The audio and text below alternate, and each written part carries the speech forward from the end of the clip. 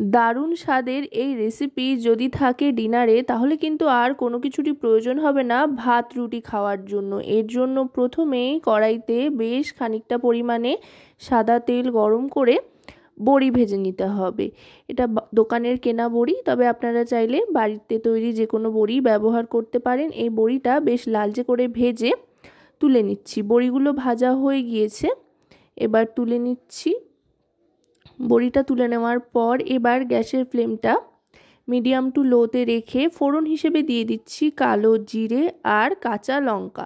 কাঁচা লঙ্কা ফোড়ন দেওয়ার সময় অবশ্যই কিন্তু কাঁচা লঙ্কাটাকে একটু চিড়ে নেবেন বা ফেড়ে নেবেন, তা নাহলে কিন্তু প্রচণ্ড ছিটকবে। কাঁচা লঙ্কা এরমভাবে ফোড়ন দিয়ে রান্না করলে দেখবেন দারুণ সুন্দর একটা গন্ধ আসছে। তারপর দিয়ে দিচ্ছি ছোট ছোট করে কেটে রাখা আলুর টুকরোগুলো।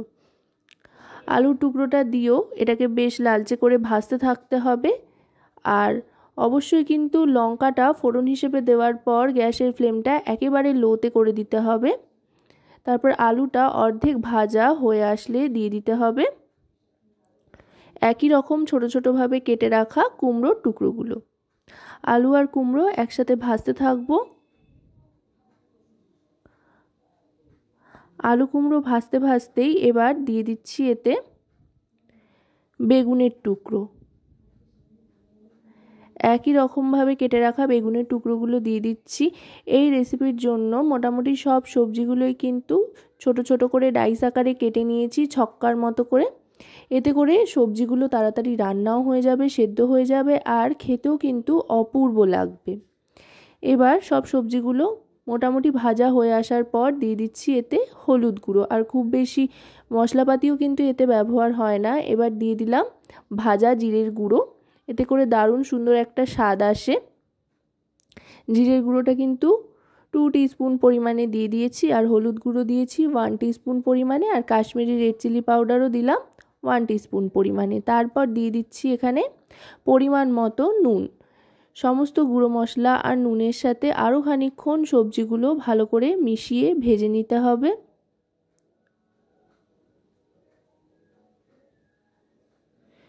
দেখুন সবজিগুলো কিন্তু অনেকটাই নরম হয়ে এসছে। এবার গ্যাসের ফ্লেমটা একেবারে লোতে করে দিয়ে ঢাকনা চাপা দিয়ে দেব। কোনো রকম জলের ব্যবহার ছাড়াই কিন্তু সম্পূর্ণ রান্নাটা হবে, একদম শুকনো শুকনোভাবে।